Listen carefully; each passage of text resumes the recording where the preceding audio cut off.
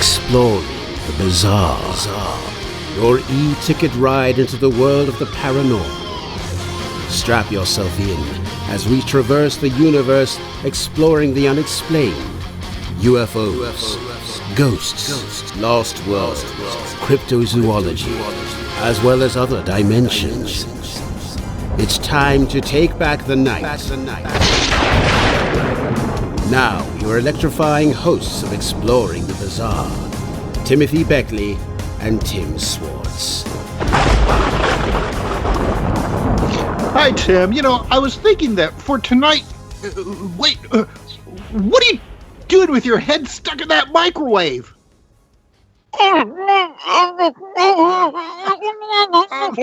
Oh my God! You're stuck. Can you get out? Wait. Rudy Giuliano trying to read my mind. Trying to push me in here. Okay. I think we have an emergency here. Let me. Maybe I should call the fire department. Well, wait. Let me try to get it off of you. But don't try not to think. Clear your mind. You don't want him to read your mind here. Get this thing off. Oh, well, maybe Tina can help us back at the KCR studio.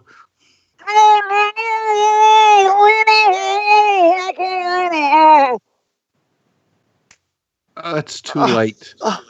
Oh, Jesus. And they had the heat up real high. That's too late. They've already read your mind. Oh, Jesus. I hope they're satisfied. Well, you get what you deserve. You get what you pay for. That's what I swear, and I tried to put that microwave up high enough so that they couldn't get to me. But those bastards in Washington, they'll do anything just to ruin your life. Well, it's true, but I guess they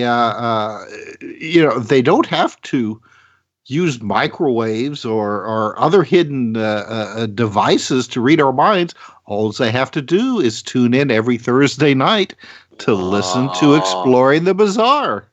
Good God, I'm going to get you a violin. or maybe Tina, the producer with the mostest, maybe she ought to get you the violin.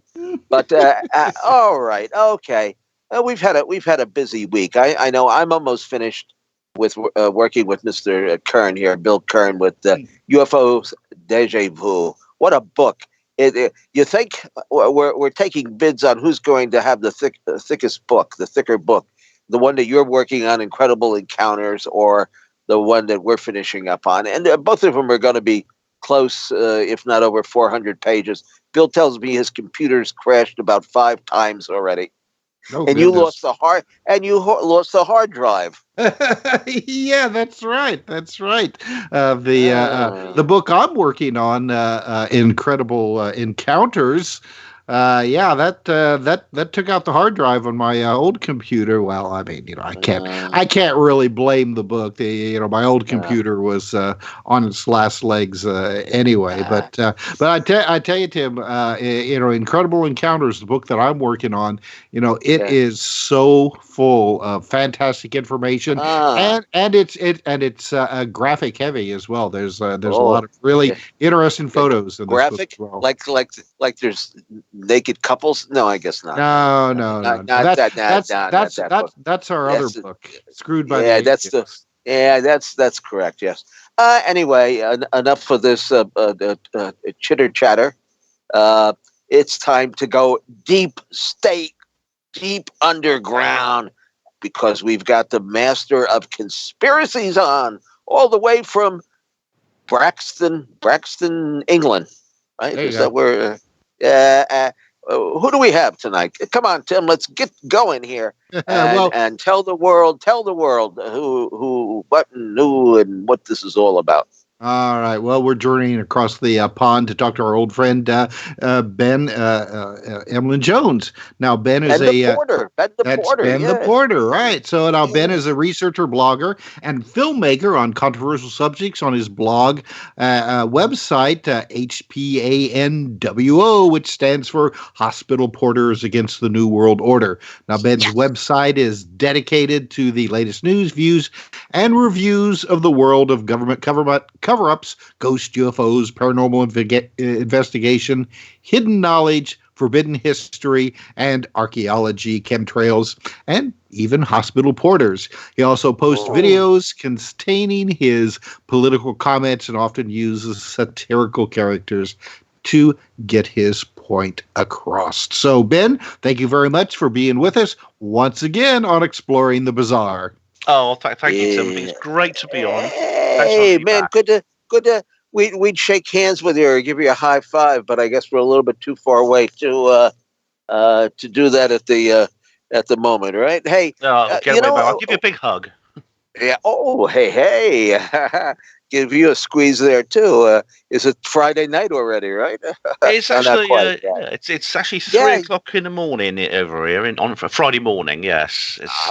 That's right. Now, where are you speaking to us from? Where are you located exactly? I'm from the Dreaming Spires of Oxford. I'm not in the university. Oxford. It is Oxford. No. But you've been cracking the books, I understand.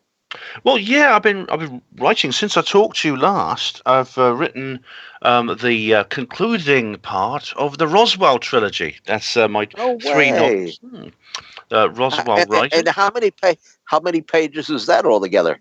It's altogether. It's it's about 100 and something pages. Well, the first one I've got here is 385 pages. The first one. The other two are about the same length. And it's Roswell Rising, Roswell Revealed, and Roswell Redeemed. And the first one's called A Novel of Disclosure, Roswell Revealed, A World After Disclosure, and Roswell Redeemed, Humanity After Disclosure. And I thought Roswell will never be redeemed.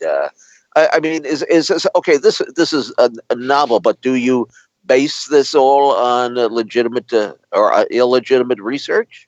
Oh yes, very much so. It's a fictional allegory. It's intended to tell the truth through a story. The story is about this idea about UFOs. As you know, I believe that the government has decisive physical evidence of extraterrestrial contact with our species on this planet, and of course they're keeping that quiet from us. They're keeping it secret. So I thought to myself, well, what if we had the truth instead of the secrecy? And that little question led to a train of thought, which eventually ended up in a story. And the story is what I wrote about in these 3 novels. So I'm very pleased with that, actually. Got to start writing something new now, which I have done, actually. Wow. Yeah. So what do you say that? So you're a ETH individual. Yes, definitely. Mm-hmm. Well, I mean, obviously, you and I part company on that because I think that the crash in Roswell was some sort of a German-made device, and that the government covered this up because they didn't want the public to realize that they were in collusion with Nazi war criminals. Well, my theory. Yeah, but that. I suppose that's a possibility because they were in collaboration with the Nazis. I mean, they brought loads of them over. In terms of Operation Paperclip, large numbers of Nazi scientists were brought over from Germany. Some of them worked under fake names. Some of them were worked openly, like Werner von Braun, who designed the rockets for NASA, and others used fake names. They had their war crimes records deleted, and they were basically given new lives. So, I suppose it's an interesting idea, and it may turn out to be true. You never know, Timothy. You have to wait and see. Well, I don't know as if we'll ever know the truth about Roswell because it's so many years ago now. It's been buried deep in the literally in the sands of New Mexico, and anybody who might have been there at this point is probably in the sands of New Mexico as well, and unfortunately for them. So I don't. Where's the mogul balloon? What's left of the mogul balloon? Hey, that would be a good thing to sell on eBay. Can you imagine what that would bring if you actually had the mogul balloon, right? Well, when they did their so-called final declassification in 1997, there were fragments of this alleged balloon present within the files, within the documents which were actually released. Actually, some boxes full of fragments of this alleged Didn't balloon. know that. Yeah, they had they had like them preserved, which is quite something. Yeah, I mean, there's a guy called Simon Sharman though who made a film called Cosmic Whistleblowers, where he actually, this was a couple of years back, where he actually did manage to get hold of a couple more witnesses. They're very old. Of Now, course, who are you quoting? a guy called Simon Sharman, who is a filmmaker here in Britain. He managed to get hold of a couple of witnesses. I mean, this, of course, we are talking now 72 years. So these guys are pretty old. I mean, and gals. These guys and gals are pretty old, but they told a very interesting story, and he was enough for a new documentary. So I quite enjoyed that film. Mm-hmm. But you're right; it's a long time ago now. So indeed, research didn't even begin properly until 30 years after the event. So we've had I'm more into the Kingman, Arizona UFO crash myself. We've had on the fellow there, Tim, right? That's done the on the scene investigation of the Kingman, and that to me seems to have a lot more weight to it as do with some of the other UFO crash sites. No proof that they're extraterrestrial, but it's an interest. I've written on the subject. Of course, we have our UFO crash book and all. So I don't know. I mean, it's up in the air, but to me, you'd have to offer me an awful lot of proof that the craft at Roswell was actually terrestrial. And we could go into the we've talked about the German and Nazi connection. Even at the so-called landing in the desert where George Adamski had his supposedly first contact with Orthon, the spaceman from another planet, when they made the plaster of Paris cast of the aliens' boot print that was in the soil. They put the plaster of Paris cast out, and lo and behold, what was in the middle of a boot but a swastika? I mean, what would a Venusian be doing with a swastika in his boot? Certainly not a very good intelligence operative if that's the case. It's a bit of a giveaway, isn't it? But not only that, but in some of the early contact cases, the occupants of the craft talked in German. Well, there's a British guy called Michael Shrimpton. He's a researcher over here, does conspiracies and things like that. And he would be very interested in that because, as far as he's concerned, you name it, the Germans did it. Mm-hmm. And so he'd be interested in that. There's been I think we've got 5 or 6 books on the that's covered one. Tim, what was the one? Nazi UFO time travelers, right? That's right. Yeah, I think that's probably the latest one. I mean, and that one's put that out last year. And what's the one? The exploits of Admiral Byrd. There's the exploits of Admiral Byrd. That's a good one with a lot of the Tim Cridlin over there does some more of the torture king. He did a really good job of making a connection between Admiral Byrd's family and the assassination of JFK. Right. Very little known fact that what was his Byrd's nephew? Was it his nephew Tim? Actually owned the book depository building that the rifle shot supposedly came from. It's like some relative. I don't know if it was like a nephew from maybe not a blood relative, but yeah, I mean there was that connection there. Yeah, but a little known fact. I mean, we dig deep, right? Yeah. I mean, we dig really deep. Hey, so the big conspiracy, which includes your royalty over there, Ben, is this Jeffrey Epstein? Yeah. Did he commit suicide or was he lynched? I've not met one single person. Well, I know there's a couple, but I've not met them who really believe that was suicide.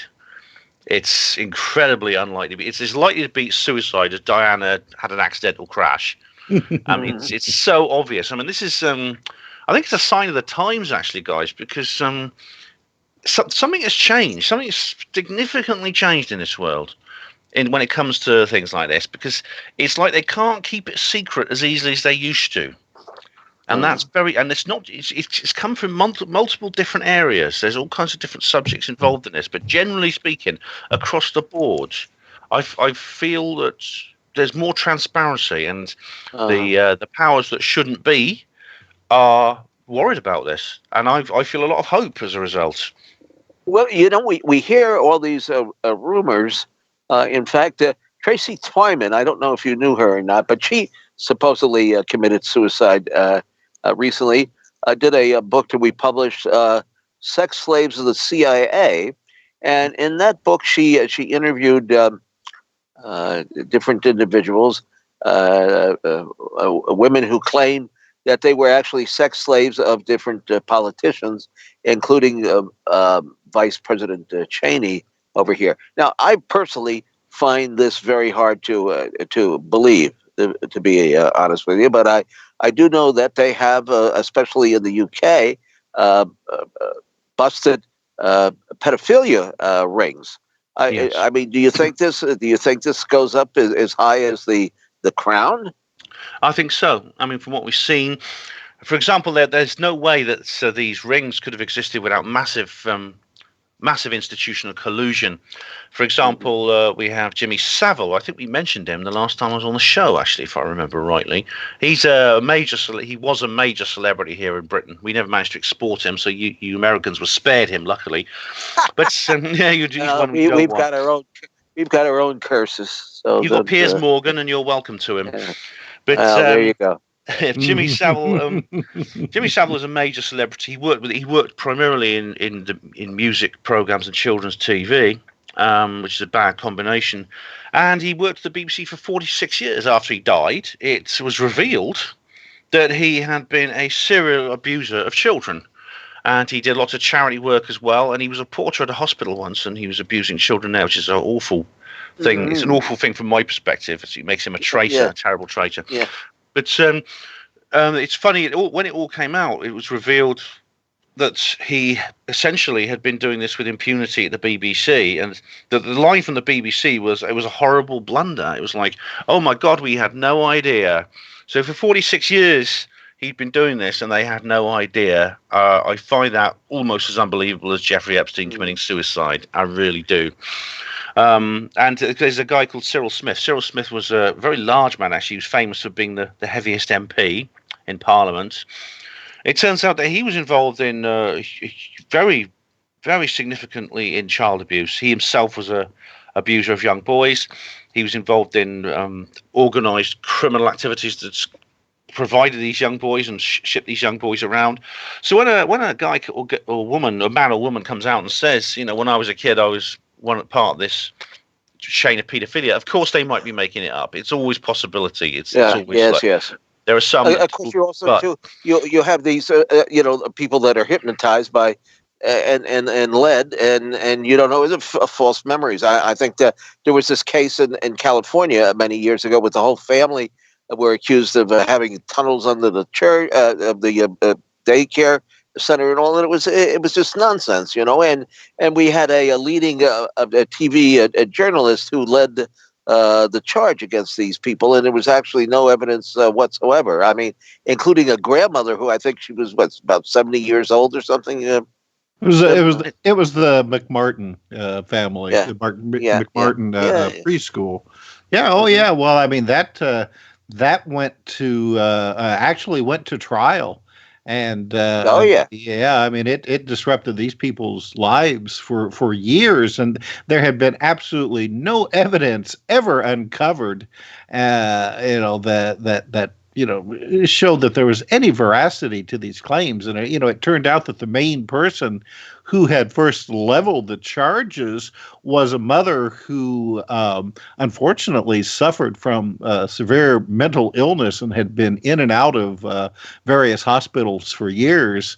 And she was the one who first made the reports to the police, claiming, like you said, that there was tunnels under the preschool, that their children claimed that they were taken away and taken out of the country and then brought back again in just a matter of a few hours. It was just, ridiculous that people believed it.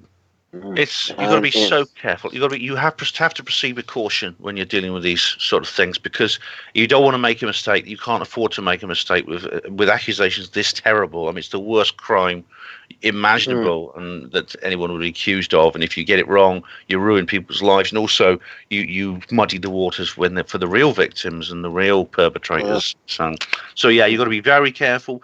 I'm really sorry that these people were falsely accused. It's horrific. I have. Oh, go ahead, Tim. I was going to say, I keep very quiet. This is why I keep quiet about certain famous cases involving these kinds of suspicions. There's been a couple leveled at, say, John Podesta and the Clintons, which I don't talk about because I won't even mention the name of it on the air because you could get you in trouble, But I've not actually commented on that because, quite frankly, I don't know if it's true or false. And until I'm pretty certain it's true or likely to be true, I'm not going to say anything. We were discussing something before the start of the show. I have a very bad chronic back pain where it's gotten to the point where I can't even walk a block. Really, I just suffer. It's terrible. It's like I have a 100-pound weight around my waist. Now, I've tried everything. In fact, they did a surgical procedure at the hospital, and it made it worse. I sleep in a recliner. Can you imagine that? And it's not a very good recliner. If anybody has a good one out there they'd like to send over, I'm open to it. But I thought this week I ran into someone across the street. There happens to be a wellness clinic, and medical marijuana is now legal in the state of New York. I don't know too much about it as far as pain control goes. The young lady who was just entering the business establishment there said that I should get in touch with them. Now, I know you do need a marijuana card, which you have to pay the state for. I contacted one of my doctors, my physician at the hospital, my primary physician, and asked him about medical marijuana. And he didn't say don't use it for recreational purposes. He just said there was no evidence as far as he was concerned that it actually caused the elimination of chronic pain. What say you, Ben the Porter, working in a hospital? And I'm not a doctor, but in the immortal and simple words of Bob Marley, legalize it. And my mother had multiple sclerosis. She used it all the time. It had amazing effects for her. So, yeah, definitely, if it can help you, I'd be really glad, because back pain is a horrible thing. Oh, I can't. Good thing I don't have to. One good thing about books on demand, you don't have to carry the cartons anymore. One of the reasons I got the chronic back pain was the boxes of books used to weigh about 60 pounds. Oh, yeah. Oh, because that's when they were buying them by the tons. I mean, we would just move. I had two people working for me, just carting books around on hand trucks and stuff like that, Yeah, my books are print on demand, and it's really, really good that way. And you've got to be careful carrying things. It's something I learned when I was a porter, All right, gentlemen, I need to interrupt you here because we have to go to our bottom of the hour break. When we come back, we will continue our conversation with Ben the Porter on Exploring the Bizarre. So stay tuned for more.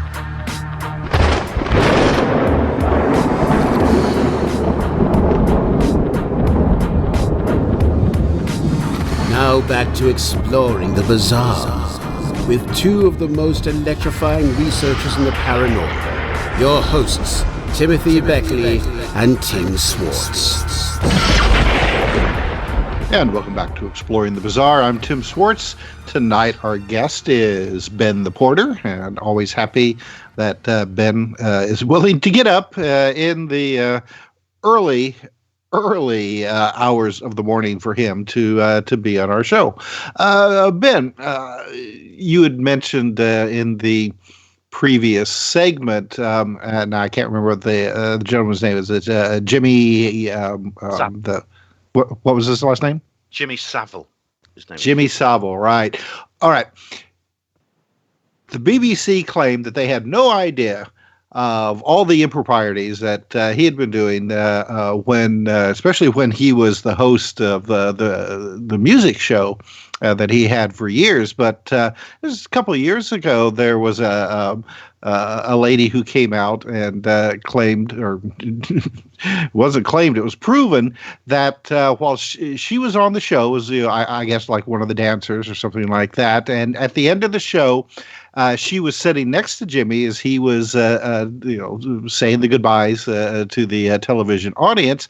And apparently, while he was doing that, he reached down and grabbed her at a place that our current president is famous for claiming that he liked to grab women.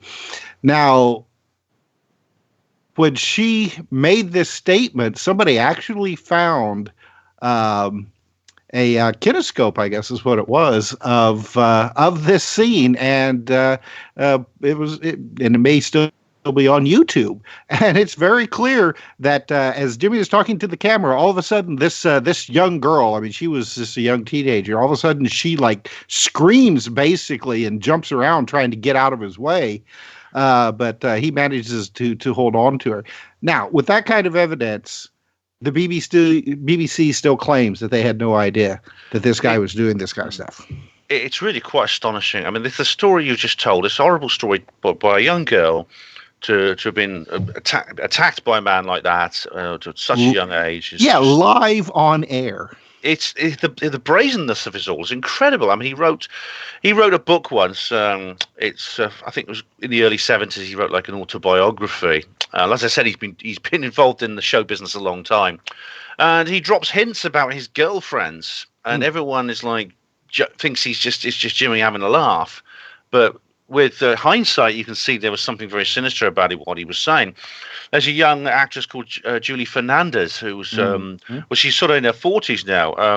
She's confined to a wheelchair. She has something wrong with her legs, and she said he did the same thing to her when she was about 13 or 14 when she was on his show. The Top of the Pops program. If you've never seen it, it has like musicians performing on stage, and all around there's girls and boys dancing. It's like a big disco. And he would. We had one here. Well, we had one here. Shangri-La or something. Hullabaloo. Okay, yeah.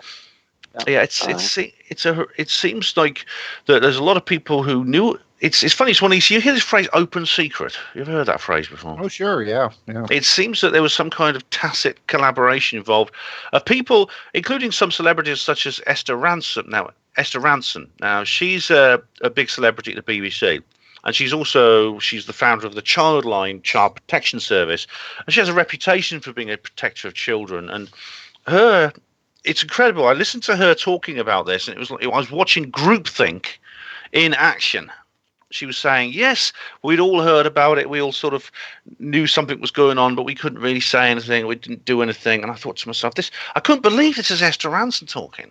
And there was Janet Street Porter. She's another one. Johnny Rotten of the Sex Pistols. Right. He's an outtake from the old Grey Whistle Test in the 70s where he's talking about it. And he was confronted actually when it all came out with Savile. And the guy was crying with shame and guilt because of this whole business.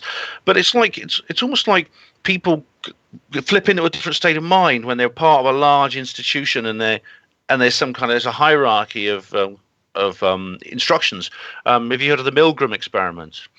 Yes, yeah, okay, I know what you're talking about. Yeah, which tested people's obedience to authority. They had a guy dressed up as a doctor, ordering people to press buttons and give someone electric shocks, and there was someone behind the screen, and he was not actually having electric shocks. He was just an actor who was screaming at the top of his lungs and begging for mercy as this guy is pressing buttons, and the doctor said, press the next button, give him a higher shock this time.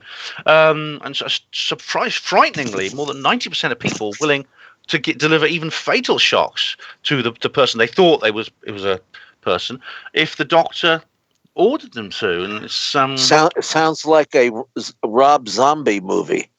This is how you explain things like the gulags and things like that. They would just obey orders, and they would do the most horrific. Normal people would do the most horrific things if someone in authority was telling them to. And that's what you see at the BBC. You see that you see that attitude, and governments employ psychologists who know about this sort of thing, and so if they are running these various rackets, these rather highly organised chains of the most horrific crimes, there's large numbers of people who will know about it and not do anything about it. So they're protected in a sense. The secret keeps itself.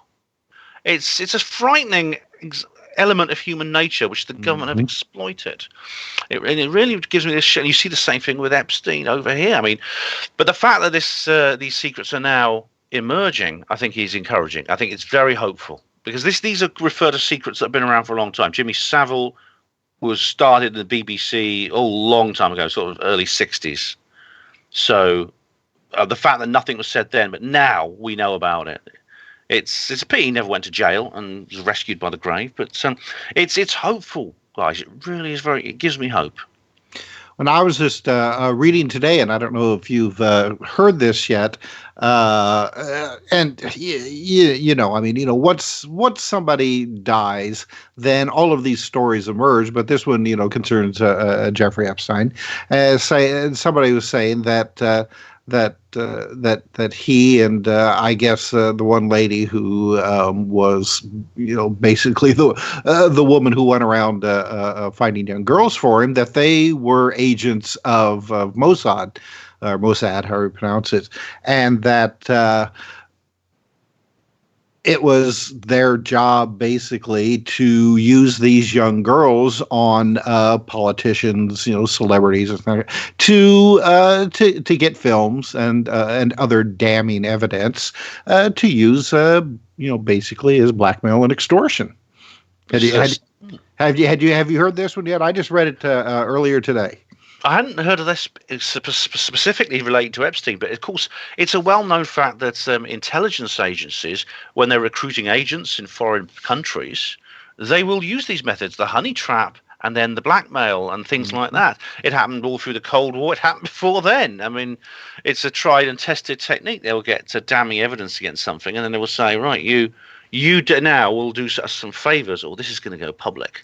And indeed, there's. But it's like, but I do, someone is vulnerable in that way, because very few people spend their whole lives as flawless angels. I'm not saying everyone does things as horrific as Epstein and Savile, but some guys might have a liaison with someone else, and when they're married and things like that, and that in itself, even if it's not criminal, could be enough to have some sort of leverage on somebody, Well, one of the movies that I made years ago, Driller, which was the adult takeoff of Michael Jackson's Thriller, they wouldn't allow it to be shown in Canada because they claimed it was bestiality.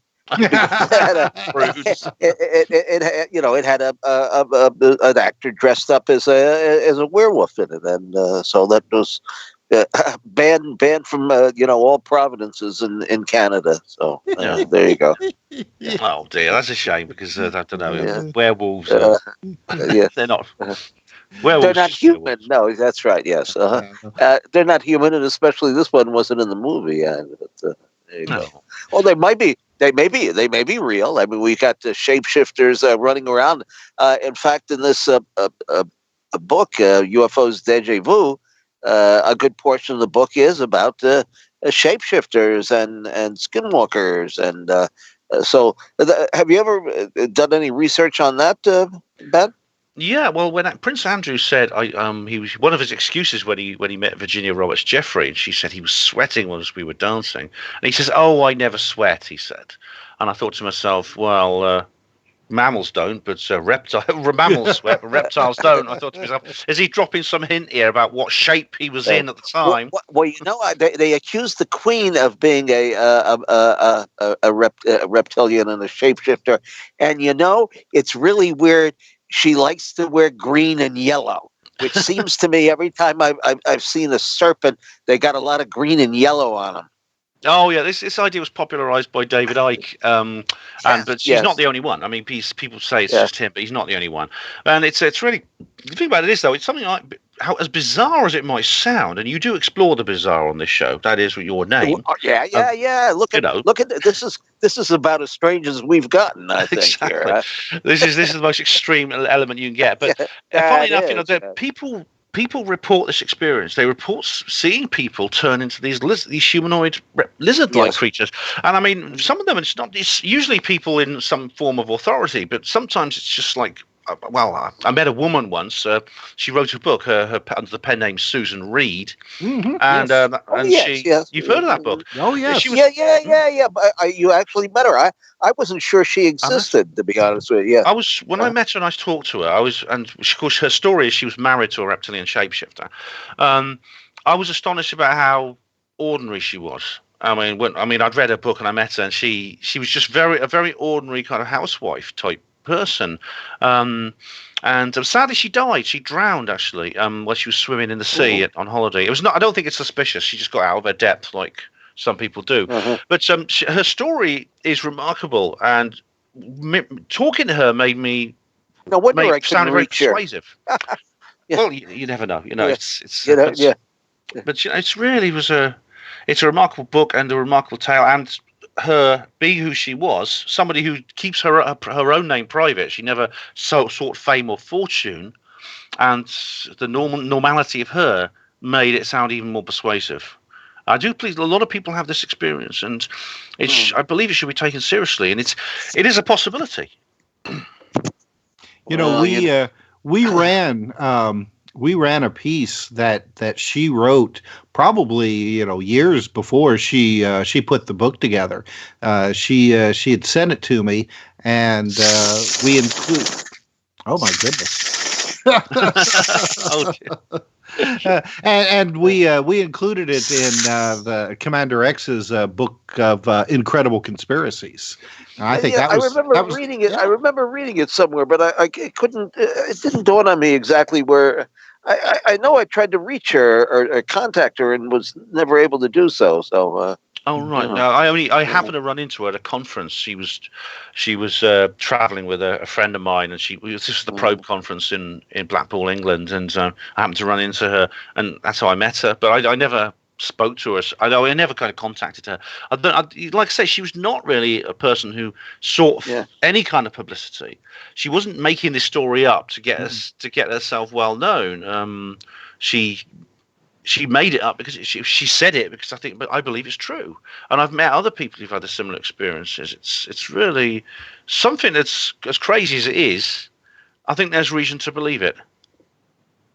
Well, the strange thing about these sort of situations is that you can go practically anywhere on the planet and find stories that are so similar, yet the people who are telling them have no idea that other people are telling the same stories in another country on the other side of the world.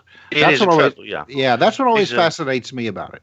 These ancient mythologies among people who made like you say, who came up with these stories when people didn't travel as much as they do now, and these are cultures that never had any contact with each other, yet they come up with the same idea. This idea of some kind of extraterrestrial intervention in the early part of human history, often involving sometimes sexual activity, interbreeding, and things like that. I mean, the classic one is Genesis chapter 12. The daughters of men were the Nephilim came unto the daughters of men, saw that they were fair, took of them many wives, who gave them many heirs, who became the wise men of renown. I mean, that's from the Bible, but there's legends from Southern Africa, from South America, from Mexico, all over the place. It's amazing. I remember that David Icke had the rather famous African fellow there from Moscow. Yes, yeah. And I must say, I saw the videotapes, the interview. I was very impressed by him. In fact, he's written books himself. I'm sure he's deceased by now. He's rather elderly even then. But he's written a couple of books, and we used to sell them. Used to get them wholesale and things like that. They weren't readily available here in the States, but there are, of course, we talk about the Native American legends of these shapeshifters, and not so much turning into reptiles or turning from a reptile into a human, but coyotes and wolves and different kinds of, ravens and thunderbirds and werewolves, giant It's werewolves, giant it's an dogs. Yeah. it really is an extraordinary. The interview of Credo Mutwa is really it's incredible. It's 6 hours long, and I was glued to it the whole Yes, time. And that's right. Yes. I read two of his books. He's still around, believe it or not. I mean, Is he's that right? really old Yeah, now. yeah, he must be. Yeah, yeah. He's still around. Well, geez, we got to get him on the program, Tim.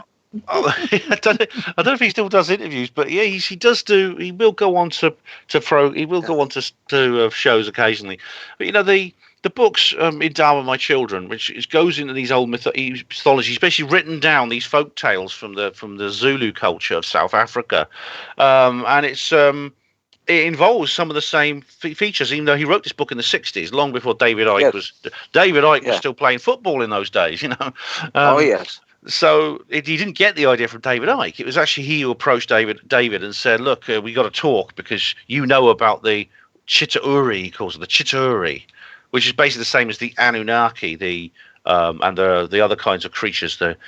There's various other names for them, the Elohim, etc., involving these creatures that actually were influenced humans in the early part of our Do you history. realize that anybody? Do you realize that anybody tuning into this program who has no clue as to what we do will think that we're absolutely crazy, bonkers, and should be locked up? Oh, I'm sure they do. I mean, I gave. I mean, this is a perennial problem. Tim. It's all Tim Schwartz's fault.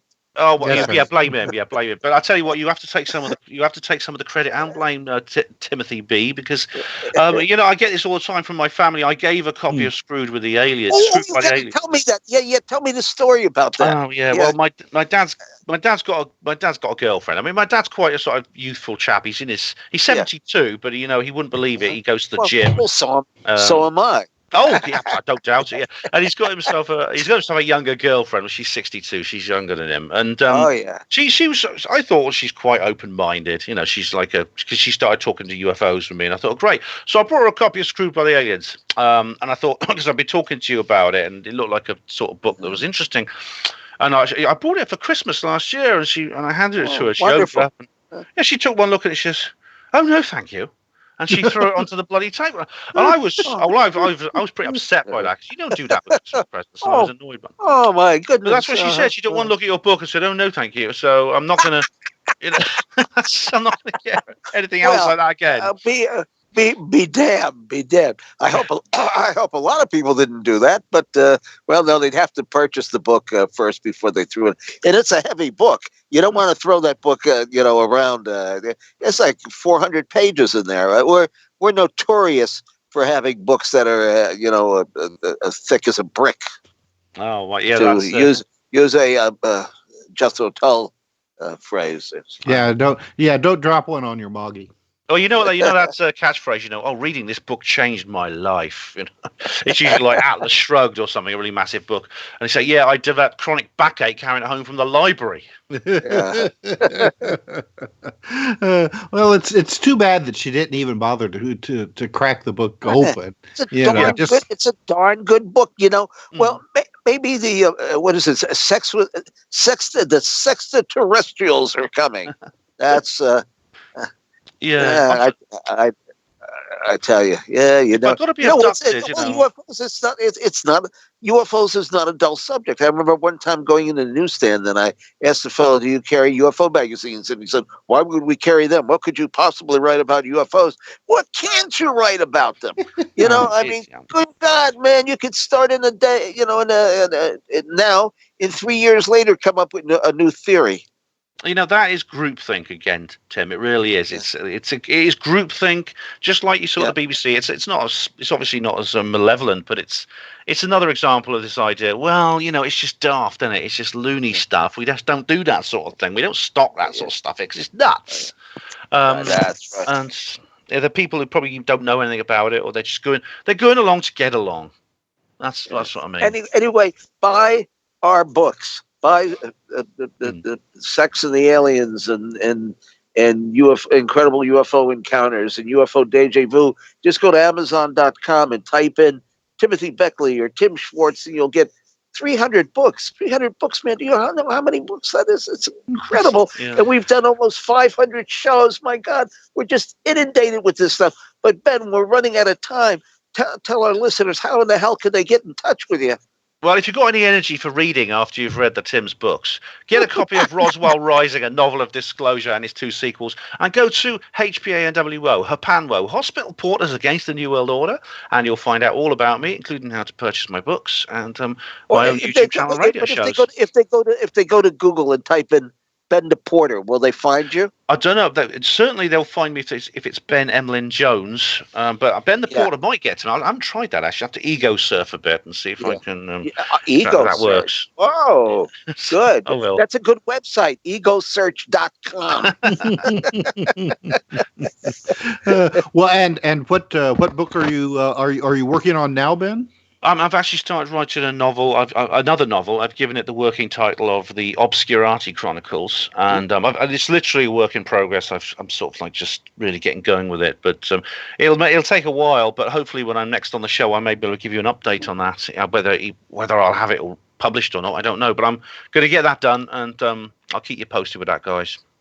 And you've got the best UFO travelogues. This guy here, he goes through the streets of England on the way on the bus and on the way to UFO conferences with his camera running and talking to people and interviewing everybody as he goes along. It's fabulous, man. I enjoy your stuff because it's hard to get me to watch anything except my own programs, of course. But speaking of programs. Don't forget to look for our YouTube channel, Mr. UFO Secret Files, because I know Peter's got like 4 shows to put up, a little bit behind, but we're going to have some great material. Some of the past programs here, the last 4 or 5 weeks, Exploring the Bizarre, that you can hear every Thursday night over KCOR Radio.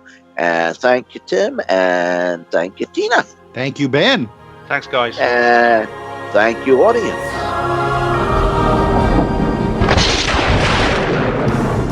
You've been listening to Exploring the Bizarre with hosts Timothy Beckley and Tim Swartz. They're taking back the night by jetting non-stop across the cosmos in search of the truly bizarre and totally unexplained, with you as their co-pilot.